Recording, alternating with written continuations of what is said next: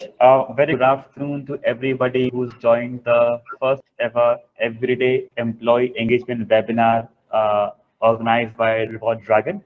My name is Samir Panjwani. I'm the founder and CEO of the company. I have more than 15 years of experience in this space, and I'm deeply passionate about employee engagement and employee well-being.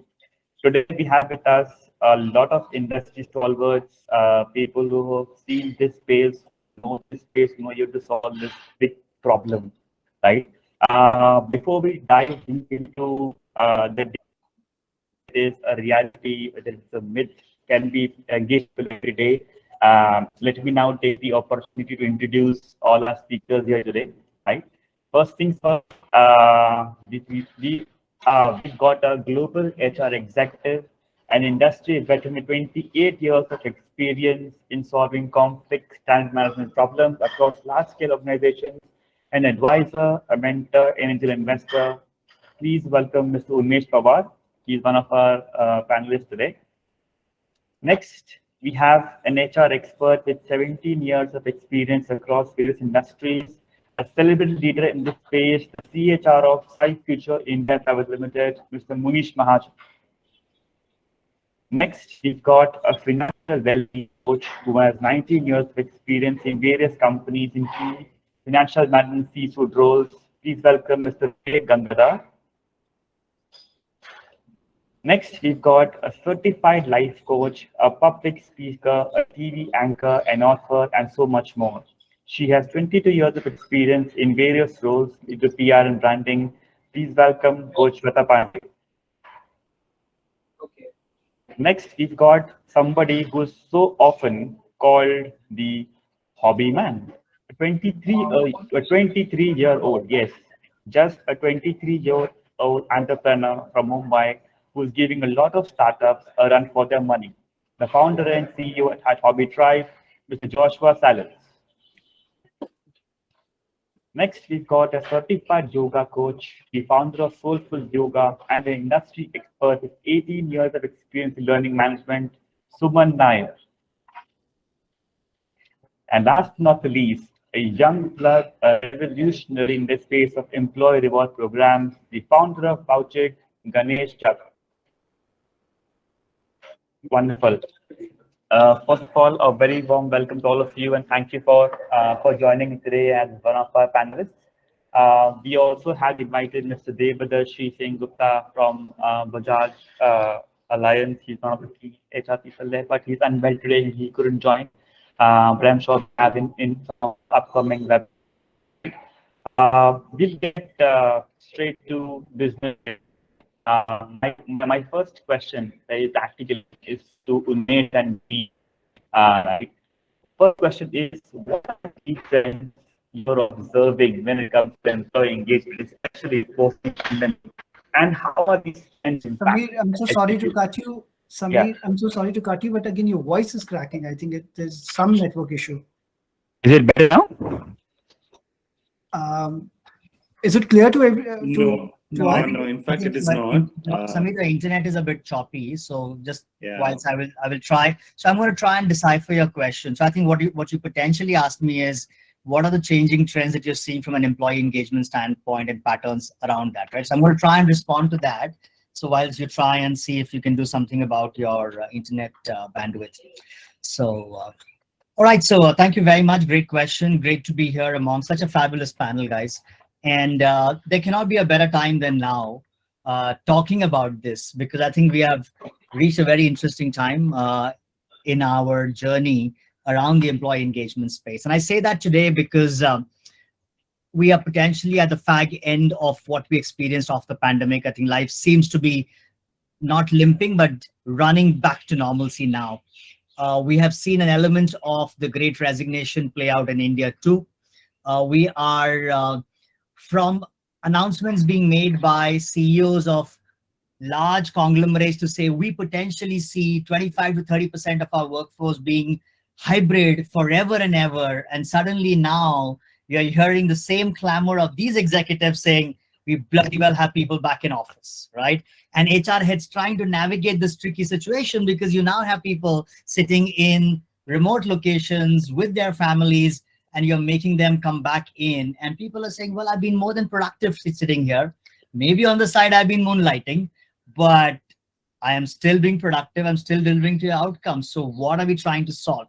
So I think it's relatively interesting. I think it's a perfect tornado or a storm of that we are trying to solve. But I think let's step back a bit. I think it's interesting simply because, and I don't know, for some of you in the audience, this goes back to your grandfather's period of working, when our grandfathers went into work from one side and retired 35, 40 years from the other. And the thing that was most celebrated was loyalty, right? You give loyalty to the Lala, and the Lala will recognize you. He will give you Diwali Bakshis. He will give you a Diwali bonus. And some conglomerates and some companies did a little bit more like the Tatas by taking care of the community, by putting up a community, a hospital, a school, a college, and the Godrej and the others. A lot of them did that. And that was life, right? I mean, you were happy because opportunities were far and few. Fast forward that, you come into an era where India starts opening up from an economic standpoint with Manmohan Singh's tenure. And then suddenly you start to see multinationals come in, and people who stuck into one job suddenly saw opportunities of multiple jobs coming in. And suddenly that loyalty contract shifted. And when that loyalty contract shifted, organizations had no choice in boss kuch karna padega. Let's try and make this culture. And in the earlier years, new generation into the workforce was coming every 12 to 13 years, right? So we need to do something because the younger generation is coming and they are shifting jobs, they're changing jobs. So let's do something more. Let's make our office environment like how it is in college. So all that song and drama that started in HR about fun on the floor and chocolate day and rose day and Rangoli and Holi, all that drama started where HR was relentlessly engaged on potentially doing what they thought was employee engagement. But the interesting thing about this engagement was, whilst engagement was high, attrition was also very high.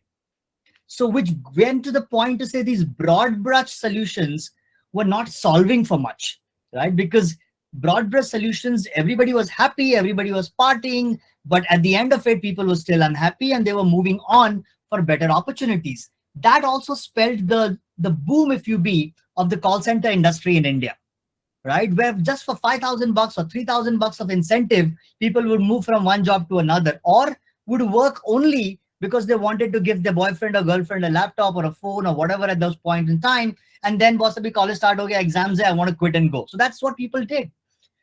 And then suddenly people realize that employee engagement means different things. We need to be a little bit more targeted. And that's where you started interventions where rewards and incentives and compensation started to be used smartly in addition to all of that. Fast forward the story, you realize that employee engagement is a very individual problem that we need to solve for. And that individual problem came simply because you started to see an era where a generation came every 12 to 13 years. Newer generation is coming every 4 to 7 years now. And therefore, the generation that's coming into the workforce are not people that worked in our grandfathers or our parents' time, जिनके लिए रोजी रोटी के लिए कुछ करने की जरूरत थी, right? They didn't have a house on their head. They had to figure out things. These are kids who are coming potentially, I'm making a broad statement here, mostly of children who potentially come from families where both parents are potentially working, or a roof over the head is not a problem that the family is facing. Most of the needs are being met. Higher order needs are what they're coming into work for. And therefore, things like purpose, things like what am I doing? Am I adding value? Am I solving world hunger? All of those situations are becoming more important than what founders want. Yaar bhai chupchap aake kaam karo, Saturday, Sunday ghasao, let's get the bloody customers in, let's get our revenue track good so that my next race could be good, right? So those challenges are what we are trying to see today. So I think it's a rather interesting time. And then the pandemic came.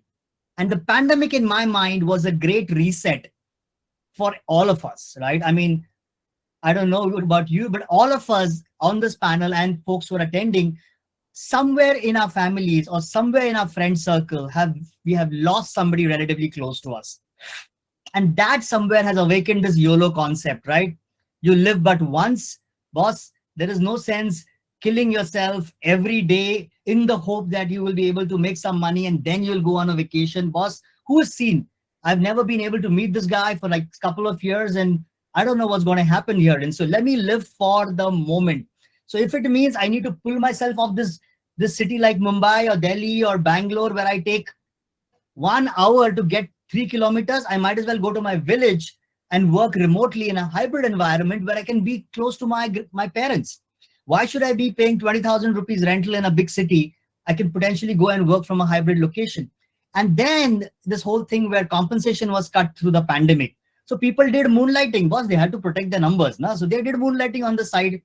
And the trick of this thing is that work beyond a point gets monotonous. As an organization, if you're not constantly challenging people to do creative work and challenging their brains, these are intelligent generation that's coming into the workforce. What you're starting to see is people are going to find via media to engage their minds in cutting edge work. If the work they're doing is not going to make their resume relevant in the marketplace, you're going to see an environment where people are going to continue to on the sly do moonlighting. So I think those are certain things that have happened. So quickly to just pull this together, reimagining life is, and I think the Unilever study that came out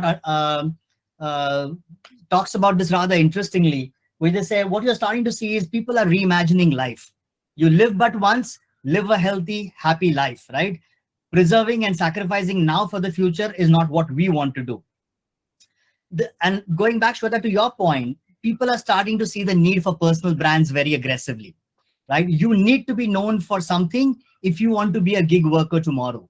You want to be specialized and be a subject matter expert, so you need to have a brand that people will be wanting to chase and engage you. We're starting to see the shortening of the generational gaps. A new generation is coming into the workforce every potentially 7 to 8 years. We're having 5 generations right now crunched into the workforce with very differing needs.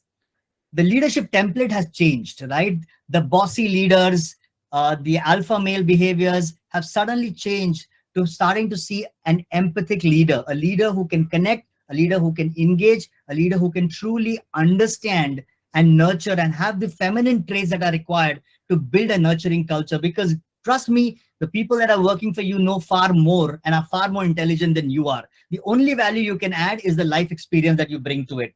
And finally, what success means is changing, and it means different things to different people. For some, it could be changing the world and solving world hunger and being part of a purposeful organization solving for something. For some, it could be money. And I think we will still chase the West for some time, but promotions and money will matter. So I think that in general, Samir, is my perspective of how it has changed, what has changed, and what we are solving for. On that note, back to you. Thank you, Unmesh. I hope I'm audible. Uh, sh- uh, uh, Truly, whatever you shared shows your experience and how you've seen the world evolve. I remember you and I meeting last time, having a beautiful conversation, and there's so much of learning for me as a person, and I'm sure everybody who's on here has learned as well. I'll come to Munish, right? Munish, a specific question for you, right? You are from Sci Future India, right? Everything is going beautiful for you guys. Your CEO just won the Entrepreneur of the Year award. You guys are Great Place to Work certified. Everything is going just the way anyone would want, right? How are you seeing the world of talent management when the world is bleeding with attrition, still recovering business? How are you winning these awards? How are you excelling in talent management so beautifully? Please tell us. So thank you, Samir. And the first go, I would like to start with what Unmesh said. I would like to add my 2 cents here. And I think, like, yes, if you talk about the approach after this pandemic, the entire approach of looking at employee engagement has been changed. I mean, it was important, but employee engagement holds more importance than ever before now. This global pandemic has brought a tremendous change in how people work, their lifestyle, behavior, and their expectation. I mean, hybrid working, flexible working hours, people first culture, D&I, beyond HR, and so on. There are so many new trends which have come up. And but what at Sci Future, what we personally think, that engagement is a 50-50 proposition.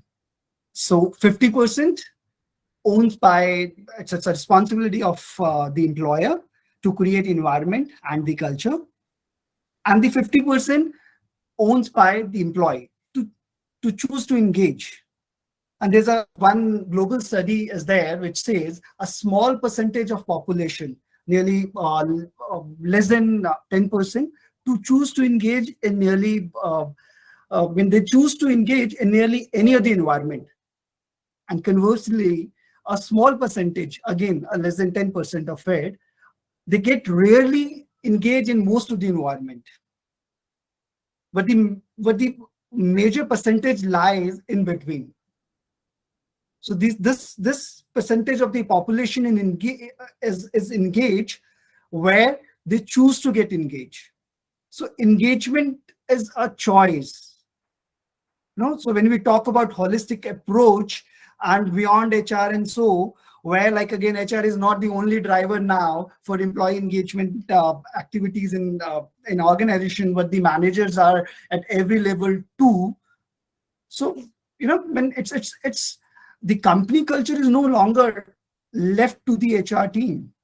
Employee engagement needs to be owned and driven by CEOs and senior management and senior leadership team too. So this is what exactly we have been doing at Sai Future. So that's the only region. As in, if you see, before the pandemic, we were, as in our online presence was not much, but this pandemic has given us some, as in we have learned a few things hard way, rather, but again, we have learned, and I completely agree what Shweta was saying, this, the personal brand and so. And that's how, like, again, from the employer side of it, we started doing employer as a brand. What we are doing, is it reaching to our people or not? Is it making any sense with the changed environment or not? So that's how, like, again, we started our journey. And if you talk about, as in how we do it. So yes, when we say beyond HR, so what we do, we have set the KRAs, the responsibilities of every manager. Employee engagement is no more just a KRA of HR. So every manager, every line manager has to ensure that every employee has a well-defined role and expectations. Not just the role, but the expectations also. Here, all our team members knows that how their work contributes to overall overall organizational success. So showing them bigger picture is always essential and critical. So it makes them feel involved. It makes them feel important. It makes them feel a part of the overall business. And that's how they remain engaged. So, and I tell you, like, this is the only tool, I think, which is helping us to retain people. So it's an era of resignations where, like, again, every person you go, as in we work in IT and ITES space. So cloud is one of our offering where, you see, like, again, solution architect and these fancy designations which were there, which were earlier nowhere people were asking about these technologies. But post-COVID, like, every job is linked to these kind of technologies. And now what is happening? As in, you go to any person, they have 3, 4, 5 offers. So the myth which we say that perks, benefits, money, engaged people, it does to an extent, but it gives you a shorter leave now. You need to see, like, what kind of like workforce you have now, and how as in they'll remain engaged with you. So the conducive environment is one where you are emotionally engaged. And this is what we have been trying to build, and to an extent we have succeeded. Absolutely well said, Munish. I think the entire feeling of connectedness, being emotionally attached to an organization's outcome, I think that is what engagement means, correct? Taking up from where what you and Unmesh spoke about, right? That look, the world has changed. Engagement is no more a fun Friday or like a drinks and dinner program. It is a lot more of a program. Unmesh, you want to add a point there? I think I just want to pull this together with what Manish said, right? I think very well said. And I think connecting my first point and what Manish said, I think what is now significant is to understand that if you want your people, and knowing very well that every individual is different, and like I said, 50% responsibility of the organization, 50% responsibility of the individual to be from an employee engagement standpoint. But if you want your people to be at peak performance, I think it's important that they are physically, emotionally, mentally, all at a place of peak performance, right? And I think that is important to happen. So physical peak performance means, are you exercising? Are you eating right? Are you hydrating right? Are you sleeping enough?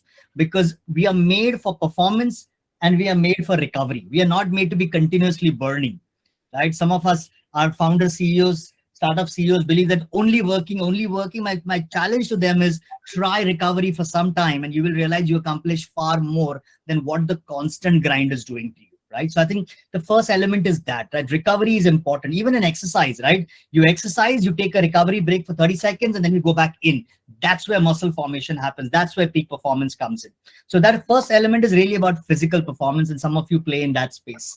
The second bit for me is really about to say, are we in a space where emotionally we are at a right place? Are our relationships and families and the close relationships at work in the right place? So I think it's important for an organization to figure that element and help an employee with that. The third element is really about saying, with all that in play, am I mentally in the right space? Am I doing quality work? Are you challenging me enough with great work? And am I giving my best performance? And am I going to be of significance to the organization? And finally, if you have achieved all of this, then the organization needs to be solving for bigger problems and giving back, saying, is this a purposeful organization, right? Where everybody, all of us want to give back. So are we part of a story of living a better legacy for the world, for the generations that are coming? I think, and the financial well-being component included in this. So all the package of all of this, so emotional, physical, mental, emotional, all of these need to come together to solve for employee engagement of the future. On that note, Samir, back to you. Absolutely, Unmesh. Thank you. I mean, and that resonates very correct, very much with what the people are saying, right? We put a poll on LinkedIn today morning, and to all our attendees as well, right? As to what are the top barriers they are seeing when it comes to having an employee engaged each and every day of their life, right? And I'm going to share my screen if you all can see this, right? Is my screen visible to everyone? Yep, we can see it. Right? Yes, 23 now we people can. voted. 35% people said it is mental or physical stress. 26% each said lack of a sense of purpose or inefficient in reward programs. About 13% said financial issues, right? This is where we are seeing the bigger bulk of why we don't want to naturally be engaged, what might be causing the issue is coming from, right? And with that, I will switch to my next question, which is to Vivek, right? Hi, Vivek. So you saw the results of the poll, correct? One of the things that I want to ask you is, what do you observe when it comes to the financial well-being or financial management awareness, personal financial awareness in today's generation? What can they do differently to improve their everyday engagement by reducing financial stress? If you can help us with that. So before that, just one point to note, Samir and everyone, is that the survey is actually a good indication, but I also have another number. There was a survey done by PwC. I know this was pre-COVID, 2019. 59% of the employees throughout the world, okay, undergo stress, and the number one cause is financial stress. Okay, and there was also John Hancock survey that also indicated approximately 72%. Right. The reason is this. Why? See, I'm a chartered accountant, CA, but my CA institute didn't teach me personal finance. It didn't tell me how do I have to manage my money, my first paycheck. Company, when I've got 18 years of experience, 20 years of experience working for various corporates like HP, JP Morgan Chase and all that. Right. None of the companies ever trained me also. Right. What do you really need to do? So that's one of the things, right? I think it's more of an inclusion, making it a standard training across IITs, IIMs, right? The premium institutes, none of them are actually teaching personal finance. God knows why, right? And that's exactly why I do here, providing the education on those things. Here, I would like to share something with all of your permission. May I? Please go ahead. Okay. Just a moment. Let me know when you're able to see my screen, please. Can. Okay, you can? Okay, good. See, the current problems is, let's take a look at new employees and experienced employees. Okay, for new employees, the first thing is they get a first paycheck. What they're thinking is, what do I buy? What do I do with this money? The thinking of not saving, but just thinking, what do I buy? Right? How can I plan for lesser taxes? And the thought processes again are at, okay, I get so much, let's say 1 lakh rupees, for example, right? I have these expenses of 70,000. It can be rent and various other expenses. And then I have to pay my family 20,000 rupees, and I'm left with balance 10,000 rupees. Again, the thought process is, what do I do with this 10,000? What else can I buy? Where do I eat out? Can I pay this as EMI for the brand new iPhone 14 Pro? Okay, this is what is actually happening, rather than actually having the right education of how do you really manage your first paycheck, right? So what happens with savings then? Where do you save, right? And how to start investing? That there's a big gap, right? That's when the engagement goes low, and that's what adding to the stress. Now, coming to the experienced employees, the common problem statements, after working with approximately 5,000 plus people, families also, what I understand is most of them want to get debt free. Yes or no? All of you, the listeners in this, please do put in a chat window if you're able to resonate with this. You want to get debt free, right? You have car loan, home loan, other loan, like gadgets or consumers or personal loan, whatever. You want to get out of the debts. And what is happening is you have your credit card dues also that you want to clear. And there are so many ways to invest, right? Where do I invest? How do I do that? How much should I be investing? And this let's say, for example, cryptocurrency is too risky. Equity, too risky. I don't understand. So people are not taking that step to invest, right? They're just sticking to, either mutual funds, or most of the time, more often than not, right? They're thinking, hey, how do I, put my money aside so that I can pay less taxes? Tax is only 30%. For that, why do you have to earn only 8% when you have an option to earn 28% or 35% per year? Right? This is where a lot of the things are going wrong with the way current financial education is concerned, right? And of course, one of the cardinal thought for everyone is that hey, I want to earn more. I want my increase in my salary. I want to earn extra. It doesn't happen immediately, right? So, but one thing, all of you, please listen to this very carefully. If at all you put your money invested the right way, your money can make more money than you can ever imagine. Okay? Now, what are the real solutions to each and every one of them is, very simple. First of all, get the right knowledge, work with the right people, right coaches, right? Take a financial health check, right? And then take the right action so that actually, helps you to come out of it. Now, from that perspective, there's a simple formula that all of you can actually take home today. Please take photo of this or take a screenshot. Okay, I call it as Big Pride formula. Okay, BIGPRID stands for something. For any of us, be it a new employee or an experienced seasoned professional or a business owner, this particular thing it's agnostic for any industry. Okay, one is learn the art of saving. Okay, so much money is coming in. How much should I be investing and for what?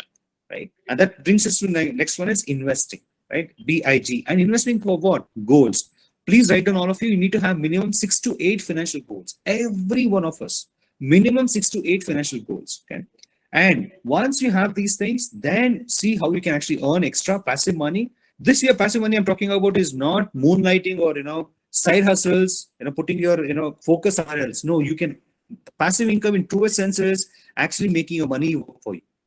Your investments coming in, interest income, dividends income, right? The increase in value of your capital gain, that is a passive income. Right? And then have a right retirement succession. Because COVID taught us how anyone can just move away from this existence, right? So we need to be always prepared that how do I make my family secure? Whatever money that I have, how do I make it easily accessible for my family members? And then have the right insurances. Most of the, at least having spoken to over 800 employees across various, corporate engagements that I've had in the recent past, trainings. What I understood is when I asked them about insurances, no, company is taking care, right? Employer is taking care, right? Boss, is it enough? Because the minimum that is required for a health insurance is 25 lakh rupees coverage today. Okay, and then you need to have a good debt planning. It's just not taking money from someone, but you should know how to repay and prepay and get rid of it sooner. If you don't want to get rid of it sooner, also it's okay actually, because loans are really easy. It's cheap. It's what 11%, 14% maximum. But if you put your money to use, you can earn like 22% annualized the right way. Yeah, and then always work on actually having an emergency fund. Yeah, these are the ways you can actually make sure the big pride. If I learn the art across all these things, that's when you can become truly financially free. Stress levels comes down, so obviously you'll be happy at work.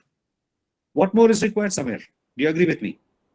I absolutely agree, and I remember Yeah. talking to you that day that look, if I knew 15 years back all these things, I would have had 10x more money, and I would have probably not required any more funding for my startup ever. But thank you so much, Vivek, for sharing your thoughts. I'm sure it helps the people engage, get better engaged with financial well-being, right? Next, I think I'll shift towards the element of sense of purpose, right? And I'll probably ask a question to the hobby man, Joshua, right? Joshua, what is you found the hobby drive for a purpose? You found a problem statement, right? What was that? What is the impact of learning a hobby? Why would they even take time? People don't have time to do anything. Why would they spend time? And does it really help them in any way to be engaged? Fantastic, Samir. Thank you so much for that. Hey guys, I want to ask you one question. Before I even start, you could put in the chat box or wherever. The more interaction, the better. I want to know, before you started all of your work and everything you ever did before, what is the one hobby or skill you always loved doing, but then just because work started, you just didn't have time to do it anymore? It could be anything: singing, dancing, acting, anything. Just put it in the chat box. No one's going to judge. All of us are from the HR background, so we, we don't judge anybody here. So just put on the chat box in the panel, guys. If you all want to answer, playing the guitar, fantastic, Samir.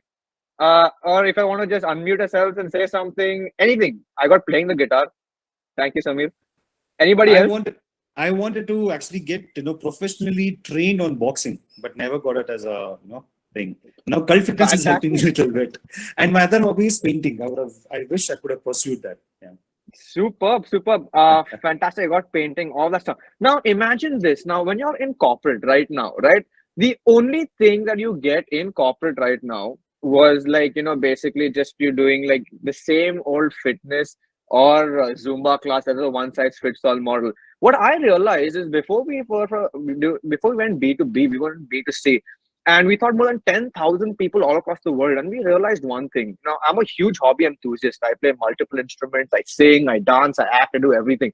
And which is why I realized growing up, it was so much fun doing all these things. One question everybody keeps saying is like, Josh, you remember when we were in school, it would be so much fun. I used to enjoy so much doing the things we loved. But then suddenly now, bro, there's so much stress. You don't know what to do. And I was like, oh, yeah, that does make sense. And, I realized time, travel, and money were the main reasons why people don't pursue their hobbies. That's the main three reasons, why people don't pursue it. Now, from the HR perspective, when people are working in corporate, now HRs are finding it increasingly difficult to engage the new generation. People like me, they just come into corporate, like Umesh said, they come and then they just jump. After some time, after they made their money, they got that laptop for their girlfriend or boyfriend or whatever, then they jump. So, but because like you said, there's nothing like is making me want to stay in that corporate longer. Because I want to jump, I want to do other things, I want to enjoy my life. What we realized is while we are currently working with VIP and a few other big corporates as well, we noticed interesting things. People from the age group of 22 to the age group somewhere around 34, they all want to pursue their hobbies to upskill, probably something to do with if they're doing singing or they're playing if they're doing dancing, it comes in a group. You do drama, it's more about orating skills, the way you speak, the way you present, and that's what these kind of audience want to do. But when you see people from the age group of 35 all the way to 60 years old, they want to pursue their hobbies to de-stress, and we've seen them taking classes like Hindustani vocals. They're taking classes like chess and dancing and all that stuff. It's basically the fundamental goal is scientifically proven. People who pursue their hobbies are more productive, more proactive, and less prone to mental stress. And what we do is with the new hybrid model that's going on everywhere, and the HR are finding it so difficult to engage their employees around. What we do is, because of our technology, we are able to get like-minded people together. Now, you just said you like cricket. I think in the comment section itself, there are so many people who said cricket, or there's so many people who said dance as well. Right now, imagine you're in a room, you're in that classroom sitting with dancers in the class, and you'll be like, Arey, Unmesh, You like dancing? I never knew that at all. I come to office every day. I sit next to you. I never knew that. So what we've done is not only in your area, but everywhere around, whichever company, your company's location is in different areas, you still feel a sense of belonging. And that is what Hobby Tribe's done in all these different companies, which is why how we've tied up hobbies to making sure HRs have the right tools to be able to make this whole post-pandemic world happier and more happening in corporate life. Trying to make it so happening that people who pursue their hobbies, we are making them more productive, we're making them more happier, and all their HRs are feeling happy because all jumping and playing and singing in their companies. It's just a whole kind of orchestra happening within the organization. So yeah, I mean, hobby learning has never been more important than it has in recent times because of COVID, especially. And the boom of people pursuing their hobbies has skyrocketed mainly because people didn't know what to do at home, and suddenly they realized, when I was a kid, I loved playing cricket, or when I was a kid, I loved painting. Where did that go? Where did the happiness go? So that is what Hobby Tribe is trying to do and trying to bring about engagement and wellness together within the post-pandemic corporate world. And yeah, we are just on a mission, to make more people happy, making more smiles, creating more, making people reimagine their childhood while they're still adults. So that is what Hobby Tribe is. And yeah, Samir, I hope I answered your question. If I Oh yeah, didn't yeah. answer something from there, I'd love to iterate more on it. But yeah, guys, I mean, one personal suggestion to everybody here in the audience as well.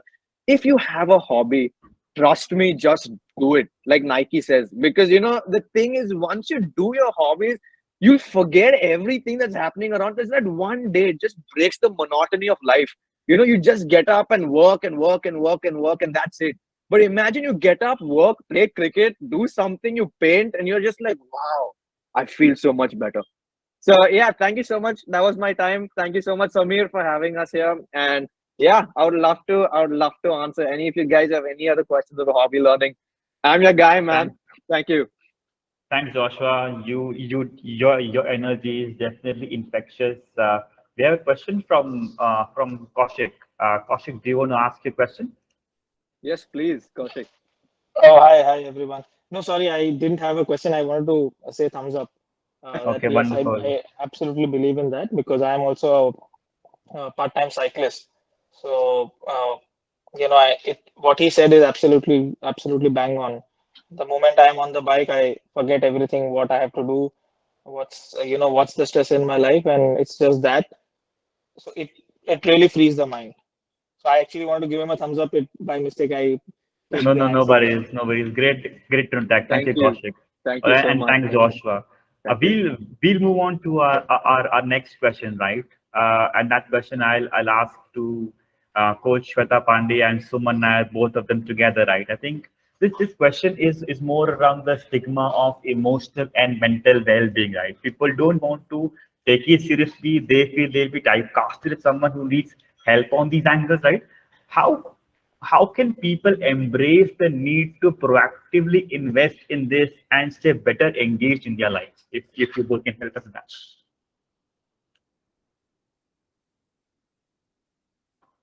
But you're on mute. Let's start with Miss Nair and I'll add on my views on that. All right. Thank you, Shweta. So I would like to start it like this. Our mind is the most amazing creation in this universe. And if we want to inculcate a new habit or bring something in our daily routine, the most important question that needs to be answered is why.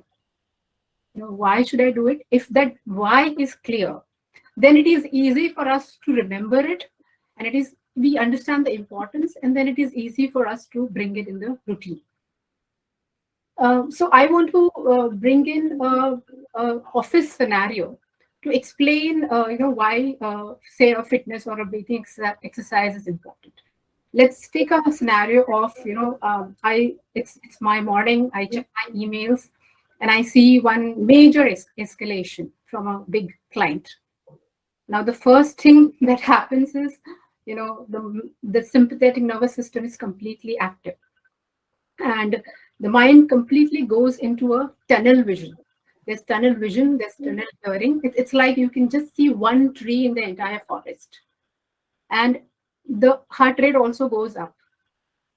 Now, during this state, if you try to solve something, not going to happen at all. Now, what can you do to fix this? How can you tackle this situation? So there are some inbuilt mechanisms right within the body, and we need to be more aware of that. Now, one example, one breathing exercise that can help us is practicing exhale longer and slower, like complete exhale, but slowly. Why will this help us? Because when we are exhaling, our diaphragm moves up and the blood flow. So there is less, because the diaphragm moves up, the heart, there's less space for the heart, and there's increased blood flow. And because of increased blood flow, the brain suddenly sends a signal to the heart that the heart rate needs to go down. Now, this is a little technical, but it's still interesting. So just bear with me. So yeah, the brain now has to send a signal to the heart that pause, slow down. We need to just. And when you slow down, when the heart rate goes down, your parasympathetic nervous system gets activated, and that will calm down the mind, the body, and everything. It basically takes care. Now, why this example? Because it was an outer world scenario, which activated, which gave a very unpleasant state of mind to you. But when you started practicing a specific breathing technique, it helped you to calm down. And when you are calm, when you're in a good state of mind, then you're able to tackle the situation no matter how difficult it is. In a calm situation, you are able to process faster, you're able to take in more information, and you're able to handle it well. So that was just one example. So like this, breathing exercises and meditation and fitness workout, these have a lot of benefits. It improves the blood circulation, strengthens your chest muscles, which are important for improved breathing. So like, Unmesh also wanted it some time back, that a healthy mind, a healthy body is extremely important for us to perform in our best way.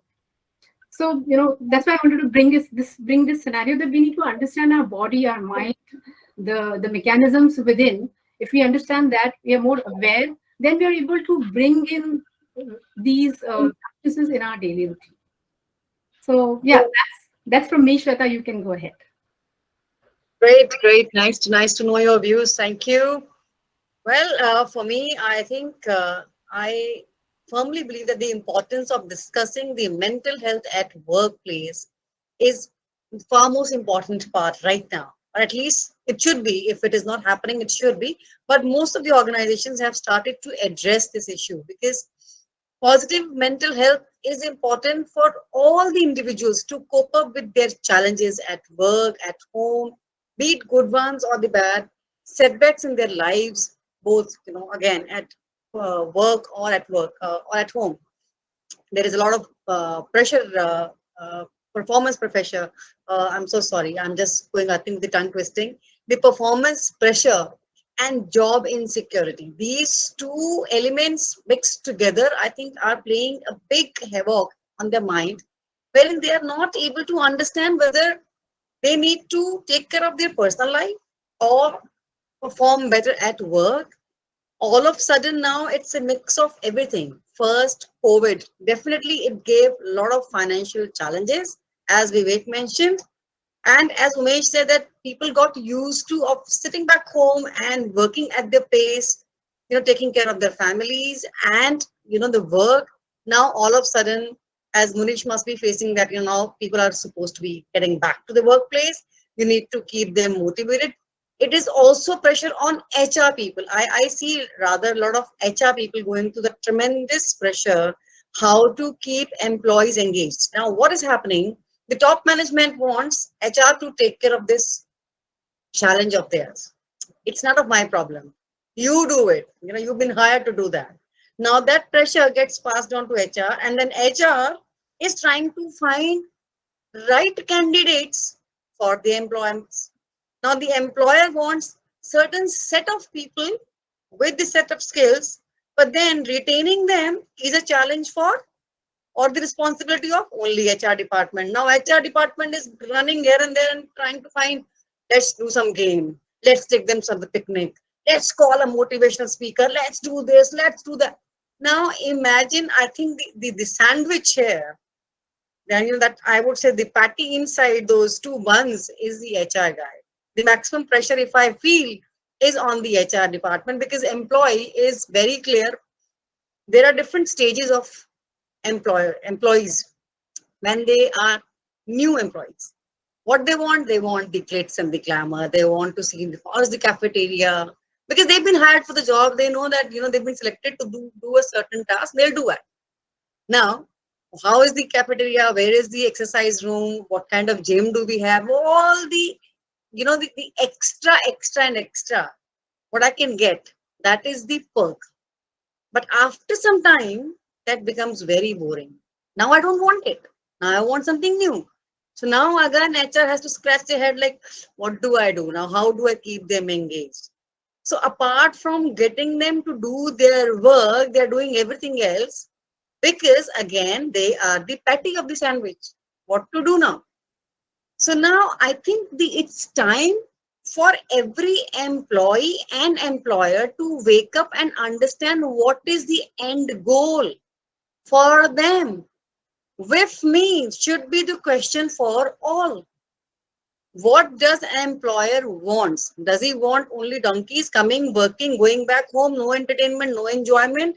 Think of it from you put yourself in that situation wherein if you are under that pressure, when you have to take care of your company, that's your family. That's your family as well. And all the employees are the family members. When you have to take care of your family, when you run your work as a family, then you will be able to become more empathetic leader and understand what they're going through.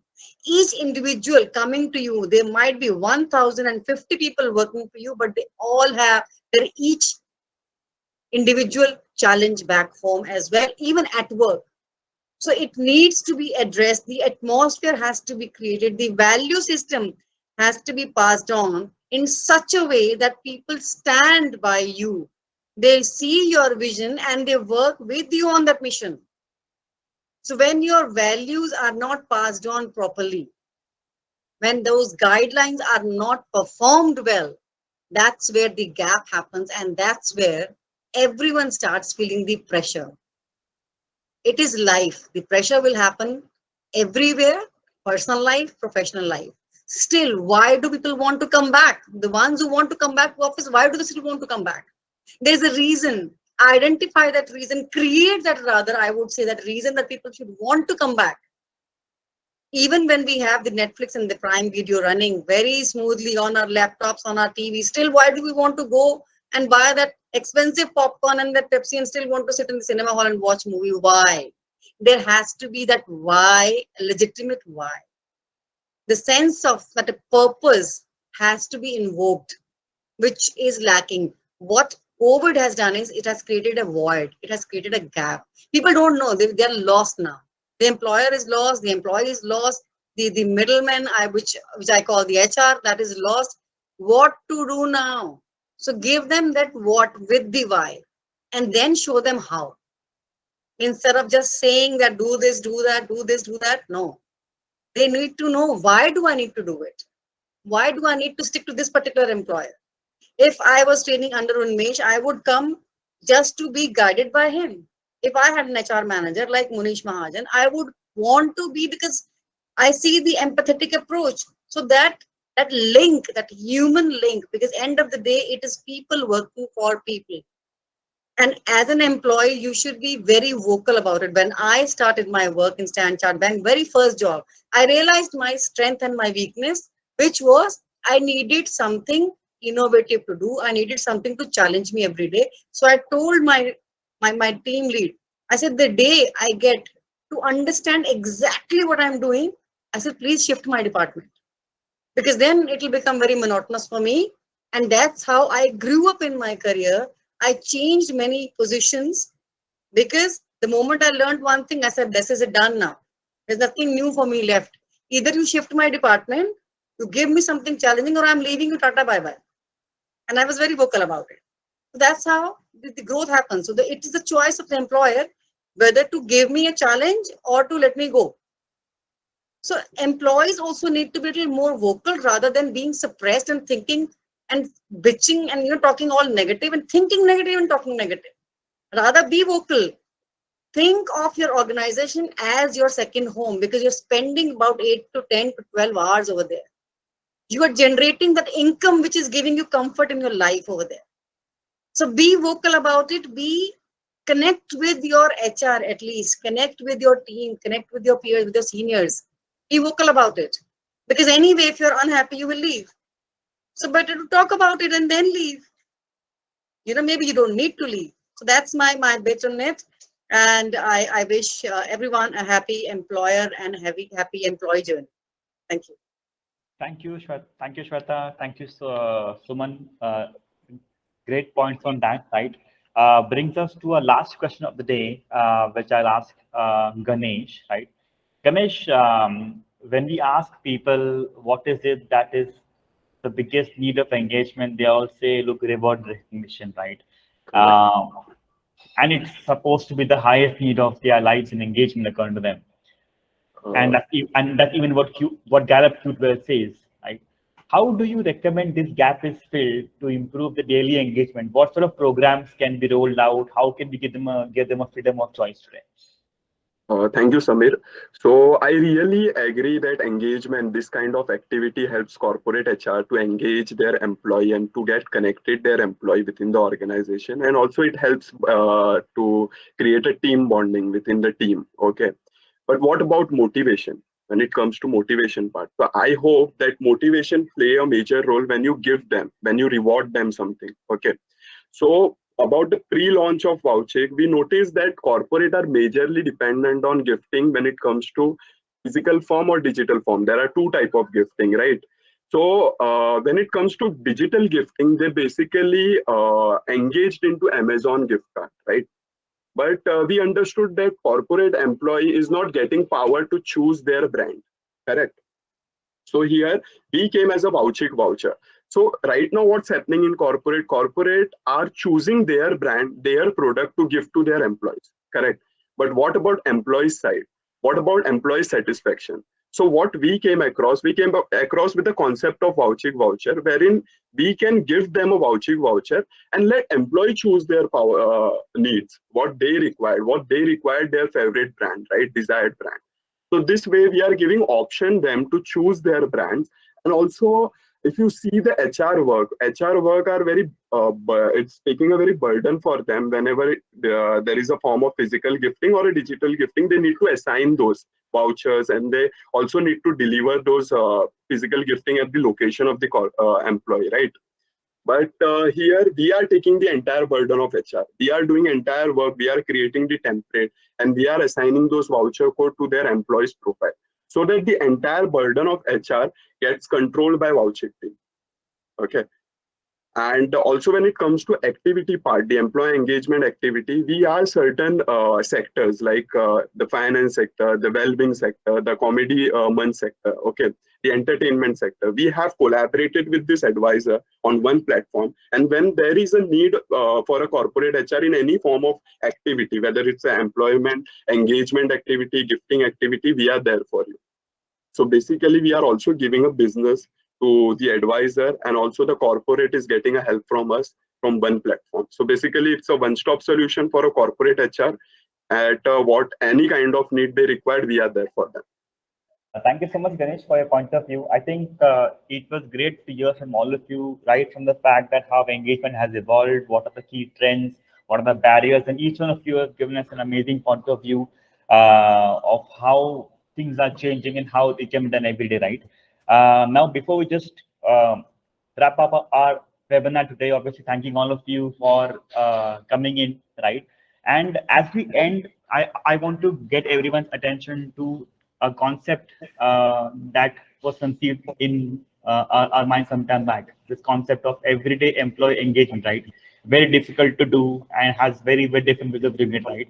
We found a way of doing it, a way called gamification, right? Which converts business KPIs as well as well-being KPIs into an amazing game everyone can play anywhere, anytime, right? And that is our product called Reward Dragon. I'm going to play a quick video, and once the video is done, we'll be able to close the webinar. I hope everyone's okay with a few more minutes. Reward Dragon. Every firm wants to hire and retain employees who are naturally motivated to do quality work in time and provide an experience that your clients appreciate. Employee engagement is surely a way forward to fulfill this. The evolution that we have witnessed in the past few years has everyone focused more on well-being and hybrid working. This leads to the changes a firm must make to engage employees. And engagements like Friday or Fun Day programs don't work anymore. We need to step up our game to keep our employees pumped every single day. We have a scientific way to make this happen through gamification. Meet Reward Dragon. A gamification-powered employee engagement and well-being enablement solution. Reward Dragon helps you achieve business and well-being goals, engaging everyday experiences, which enables enterprises to achieve business outcomes up to 750x. Let's see how Reward Dragon enables everyday employee engagement using a 5-layered approach. Number 1. Gamification of measurable business behaviors.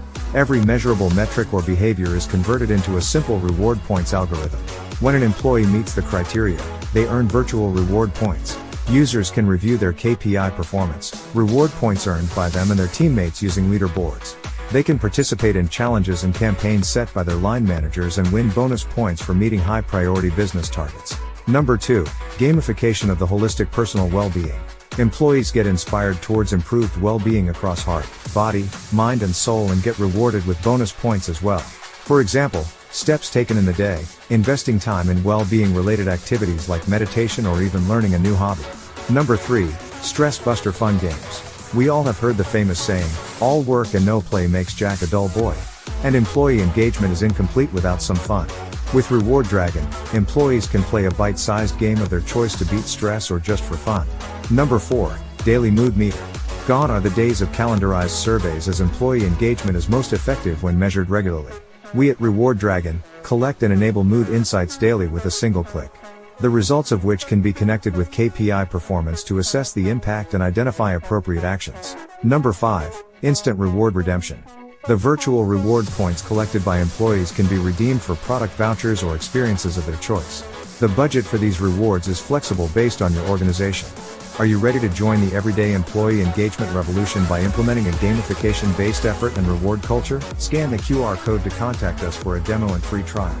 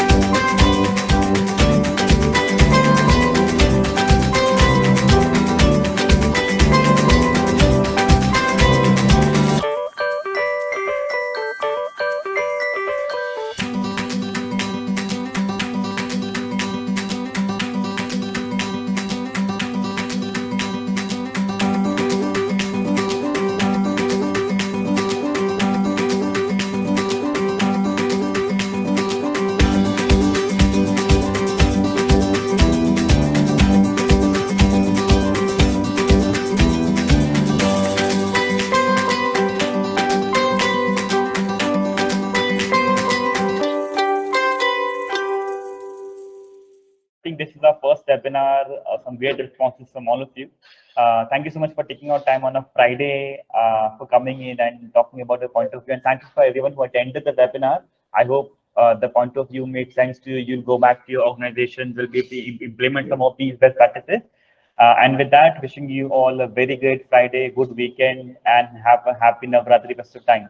Thank you very much. Have a good day. Thank you, and thank you again to the panelists. Great session. Thank you all so much. Thank Thank you. you so much. Thank you, everyone. Thank you. Thank you. Bye bye. Bye bye. Take care.